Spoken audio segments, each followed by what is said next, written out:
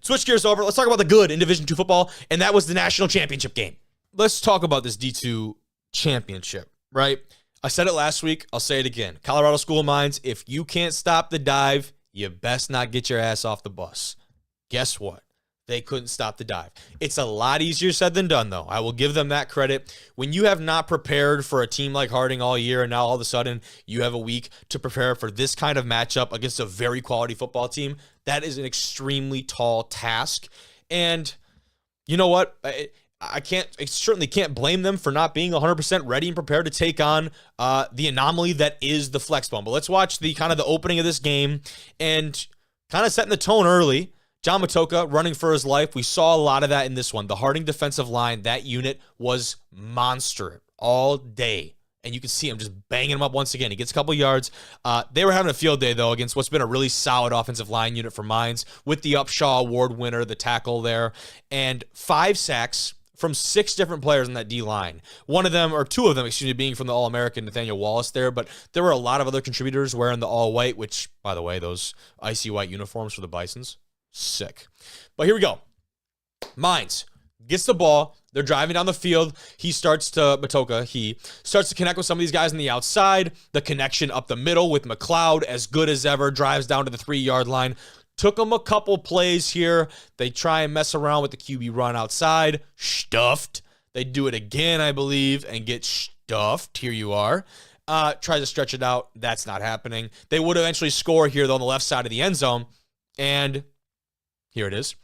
Right there, little pitch and catch, nothing too crazy. And so here we go. I'm like, okay, we got a ball game. I'm sitting on my couch like, let's go. This is going to be fantastic. Back and forth kind of matchup. That's what I was expecting. Mine's a quality football team. That's what a lot of people were expecting. They were favored. So here we go. They kicked the extra point. That would have been it. That actually was it offensively for Colorado Mines. They had a lot of great plays, could not get shit done in the red zone.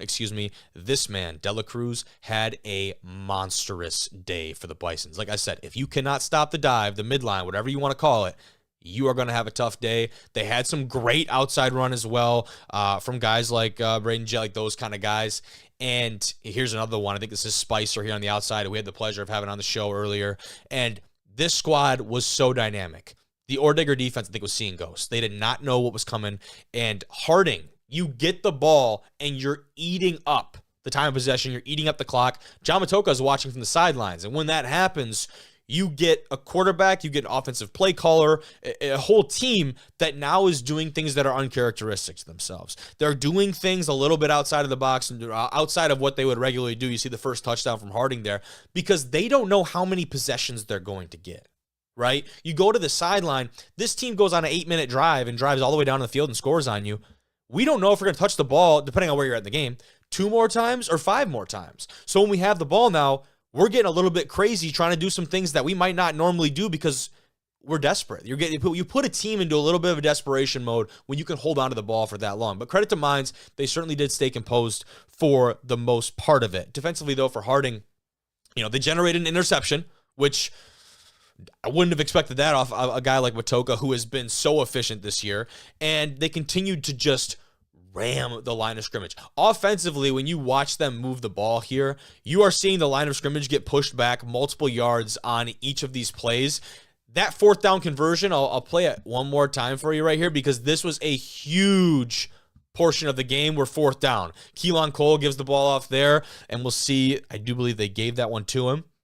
The 4th downs, right? Harding, that was one of their 2 4th downs they attempted on the day, 2 for 2. Mines, on the other hand, 0 for 3. And I think 2 of the 3 of those probably came in the red zone, potentially within the 10-yard line of the end zone. That's a great stat right there. Harding, when they needed to, got the plays, got the couple yards. Mines did not. I think that's kind of what it comes down to. Consistently, Harding was just a much better football team in this one. And Mines, this team too, that, if I'm not mistaken, led the country in sacks last year. This year, that might have been one of the biggest drop-offs for one of the best squads in Division II football. They were tied for 15th for sacks this year, which, by the way, pretty fucking good still. Like, tied for 15th in sacks is good. They didn't have 1 in this game, where we just talked about Harding had 5 sacks from 6 different guys. Mines was not getting back there and making any tackles for loss. And Kobe, they're not going to get sacks. He doesn't drop back to pass. Yes, I know. I'm not an idiot. But I'll have to double check. I don't know if they had tackles for loss in general. So sacks aside, right? Right here, there were 2 tackles for loss. So that's it. And that's tough. When you can't force this team to have any negative plays during the course of a game, you keep them on schedule and they keep churning and churning and churning. No sacks, 2 tackles for loss. That's not a recipe for success. So here you go. Great example. Mines completes a pass on the 10-yard line. You've got what, 3rd and 2 and 4th and 1. We go to the Wildcat. Why the hell are we taking John Matocha off the field? I don't know why I'm saying we, but as a fan of football, Coach Sturbick, Coach whoever is in charge of calling that play, what are we doing? That was kind of my biggest problem with this Mines offense when it came to the red zone. Why are we taking him out of the game? He's the best player on the field. He's one of the, if not the best player in Division II football, at least over the last couple years, right? The Wildcat's great, especially when you have a guy like Landon Walker who's got a big frame on him, a very tough physical runner. He's great in the red zone, but with Landon Walker, you're telling the defense exactly what you're going to do. And, oh, you get an extra blocker. Not really, right? Not really, because he's still toting the rock. Quarterback's still toting the rock. I don't really get that argument. You're telling the defense exactly what you're going to do. The Harding defensive line they found out, is not the squad you want to do that to, right? That is not the squad you're going to be doing some Wildcat with when it comes to short yardage situations. That defensive line was stout. They had some big boys up there in that front 4 for the Bisons. And, Matocha, for himself, to talk about him in a positive light as well, it's not like he can't tote the rock. The dude has shown us time and time again, he's very savvy with the football in his hands when it comes to running the thing himself. And I think taking the ball out of his hands in those situations, they did it 2 or 3 different times, I was not a fan of it. Because at least when Matocha has the ball, he is a threat to throw the ball, right? He is a quarterback, last time I checked. Whether it be a jump pass or a little fake and then roll out, you roll it out and then threaten with the pass and give him the option to run.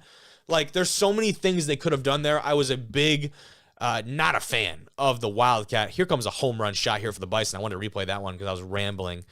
Check out this one, man. I think it's the play after this guy. I believe that's Braden Jay on the outside for the Bisons here. Boom. Blockers get out there. Offensive line getting to the second level, getting hands on those backers, and then it's a foot race to the end zone of McKinney. And number 7's winning that one just about every single day. That's textbook, dude. Look at the blocking out there. Mines is playing assignment football. The contained guys out there on the outside trying to force that back in. His help, though, is far too slow scraping over the top. You know why? Because they're honoring the dive. They're honoring everything that happens at the heart of that Harding offense. And now, when you have to honor that because they're gashing you and gashing you up the middle, bam, end around, boom. It's tough, dude. As someone who's played against an offense not nearly as talented as Harding, but the same style, there's one of Nathaniel Walsh's sacks on the day. It's very tough to be assignment motivated throughout the entirety of this one. And this is just where it started to slip away. Like 28-7 now, Mines driving. Oh, here we go. And 3rd and 11. Matocha connects, but they're short, and now they're 4th and 5. This is a pivotal point. Start of the third quarter, you're already down multiple 3 possessions here, and you turn the ball over, and now Harding has a chance to just eat more clock. Tick, tick, tick, tick, all the way down the field. It's a killer. And to be on that sideline for Mines, I can only imagine these guys were just defeated because you sit there and just watch this defense go to war and try and battle. And then Keelan Cole is going to go and drop a dime in a bucket to the tight end there. And that's got to be a super defeating feeling, man. These guys are gashing us on the ground, and then he lofts one up, and it's a completed pass for 25 yards or so. And, tough. Tough day to be an Ore Digger, and I think at the end of the day, there's a lot for them to be very proud about, right? This is a team that has made it to the national championship twice, has overcome a lot of adversity, has won the RMAC in consecutive years, had a Harlan Hill Trophy Award winner, a Gene Upshaw Award winner. There's so many, first team all-region, other selections, but outside of that, there's so much to be proud for this Mines team, but it goes back to the playoffs, man, the structure of the playoffs. Should this have been the championship game? I don't know. Is it different because it's the flex bone and it's kind of an anomaly? I don't know. I'm not a wizard. But my observation is that this was not a championship level football game. And that's what sucks about it. These are 2 very good football teams, 2 of the best in the country. With that being said, this was not a championship level football game. And it's just tough. It's really tough. And that's kind of the major cliff notes on this one. I guess I can go over some kind of leading stat leaders for both these squads. And there were some guys on Mines defense that were balling the hell out, man. Adrian Moreno had 14 tackles on the day, along with Jaden Healy with 12. Those guys were flying around the field. Mine's receiving core, Max McCloud still had a fucking day. 14 catches, 153 yards, but no scores for the stud wide receiver. There were a couple other guys that were very quiet, but him and John Matoka have such a great rapport. They are so fun to watch play football. So, it's going to be sad to not see that anymore, honestly, on Saturdays. But closing this one off, Blake Dela Cruz, 27 carries, 212 yards, man. That's crazy. Braden Jay had that long one for 73 yards. He had 3 touchdowns on the day. After one of them, he was counting with his fingers. I loved it. 161 yards for him, and a couple other guys that had some major contributions as well. Cole Keelan had some great stuff going on. He's just a great facilitator of that offense, and that's a wrap, man. That's a wrap in the D2 year. There's a lot of things to kind of sit down and mull over, but as far as we're concerned, that's it for D2 this year. We had a lot of great stuff planned for the offseason. Let's switch over to Division 3 with Jimmy Martin.